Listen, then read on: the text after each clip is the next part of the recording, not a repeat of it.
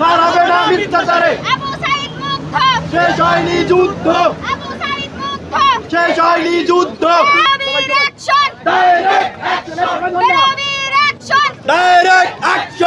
গত 2024 সালের 16 জুলাই একটি যৌক্তিক আন্দোলনরত বেগম রোকেয়া বিশ্ববিদ্যালয়ের শিক্ষার্থীদের উপর এক নৃশংস গুলি এবং হত্যাকাণ্ড চালায় পুলিশ। এতে আমাদের সহযোদ্ধা আবু সাইদ ভাই শহীদ হন এবং আহত হন আরো শতাধিক আন্দোলনকারীরা।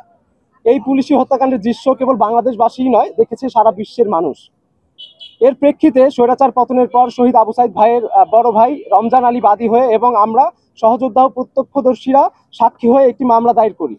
এই মামলায় তদন্তের প্রাথমিক দায়িত্ব অর্পিত হয় পুলিশ ব্যুরো অফ ইনভেস্টিগেশন অথবা পিআইবির উপর, এবং পরবর্তীতে এই তদন্ত কার্য আরো গতিশীল এবং আরো নিরপেক্ষ করার স্বার্থে আন্তর্জাতিক অপরাধ ট্রাইব্যুনালের কাছে এর তদন্তের দায়িত্ব হস্তান্তর করা হয়। তদন্তের দায়িত্ব পাওয়ার পর আমরা ট্রাইব্যুনাল আমাদের থেকে বিভিন্ন সময় বিভিন্ন সাক্ষ্য প্রমাণ নিয়েছেন এবং আমরাও স্বপ্রণোদিত হয়ে বিভিন্ন সময় তাদেরকে তথ্য এবং প্রমাণ দিয়ে সাহায্য করেছি এবং দিয়ে গেছি সেগুলো ক্রমাগত।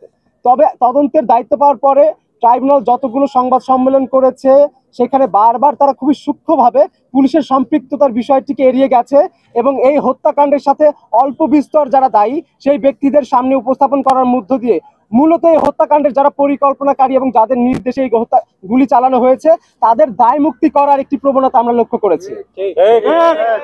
আপনারা জানেন, আজ আন্তর্জাতিক অপরাধ ট্রাইব্যুনাল একটি তদন্ত প্রতিবেদন দাখিল সম্পর্কিত একটি সংবাদ সম্মেলন করেছে এবং সেখানে 30 জনের সম্পৃক্ততার কথা তারা উল্লেখ করেছেন এবং এবারও তারা খুব সূক্ষ্মভাবে একজন বিশ্ববিদ্যালয়ের প্রশাসনিক দায়িত্ব অবহেলার দায়ে অভিযুক্ত শিক্ষকের নাম উল্লেখ করলেও তারা কোনো ধরনের পুলিশের সম্পৃক্ততার কথা তারা উল্লেখ করে নাই। কিন্তু জাতিসংঘের যে তদন্ত রিপোর্ট আছে এখানে কিন্তু পরিষ্কারভাবে লেখা আছে এটি একটি পরিকল্পিত পুলিশি হত্যাকাণ্ড। এছাড়াও গত 23 জুন আন্তর্জাতিক অপরাধ ট্রাইব্যুনালের একটি বিশেষ টিম রংপুরে এসে একটি গণশুনানির কথা থাকলেও তার আগের দিন একটি বিশেষ কারণ উল্লেখ করে এই গণশুনানি না করেই তারা আজকে বিশেষ তাড়াহুড়ার মধ্য দিয়ে তদন্ত প্রতিবেদন দাখিল করার উদ্যোগী হন। আমরা গভীর উদ্বেগের সাথে প্রকাশ করছি উপরোক্ত দুইটি কারণ। বারবার এই পুলিশি হত্যাকাণ্ডকে একটি প্রশাসনিক হত্যাকাণ্ড হিসেবে চালিয়ে দেওয়া এবং এখানে যেই বড় আর ঊর্ধ্বতন যে পুলিশ কর্মকর্তারা দায়ী রয়েছেন তাদেরকে এখান থেকে খুব সূক্ষ্মভাবে পাশ কাটানোর যে একটি প্রবণতা লক্ষ্য করেছি। এবং দ্বিতীয়ত হচ্ছে গত 23 তারিখ বেগম রোকেয়া বিশ্ববিদ্যালয়ে আসার পর একটি গণশুনানি হওয়ার কথা থাকলেও তারা কি কারণে এই গণশুনানিটা করলেন এবং না করে তাড়াহুড়া করে এই তদন্ত প্রতিবেদন দাখিল করছেন, এই দুটি কারণে আমরা গভীর উদ্বেগ প্রকাশ করছি এবং এই তদন্ত প্রক্রিয়ার উপর আমরা নিজেদের অনাস্থা প্রকাশ করছি। এই তদন্ত প্রক্রিয়ার উপরে আমরা বেগম রোকেয়া বিশ্ববিদ্যালয়ের শিক্ষার্থীরা, আবু সাইদ ভাইয়ের সহযোদ্ধারা এবং রংপুরের সার্বিক মানুষ যারা এই হত্যাকাণ্ডের সাথে ওতপ্রোতভাবে জড়িত ছিল তারা এই তদন্ত প্রক্রিয়ার উপরে আমরা অনাস্থা প্রকাশ করছি।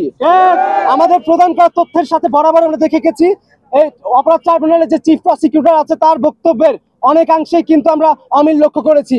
বরাবর দেখেছি তিনি বিভিন্নভাবে বিভিন্ন ভুল তথ্য দিয়েছেন এবং বিভিন্ন মানুষের বিভিন্ন ভুল পরিচয় কিন্তু উল্লেখ করেছেন। আমরা এই বিষয়গুলোকে সামনে এনে আমরা চিফ প্রসিকিউটর এবং অপরাধ ট্রাইব্যুনালকে আমরা জানাতে চাই আপনারা যে ধোঁয়াশা সৃষ্টি করেছেন এই ধোঁয়াশা আপনার দ্রুত আর কি কাটিয়ে ওঠার স্বার্থে আপনারা নিজেদের অবস্থান পরিষ্কার করবেন এবং এটা যে একটি পরিকল্পিত পুলিশি হত্যাকাণ্ড এটা আপনারা জাতির সামনে আপনারা স্বীকার করবেন।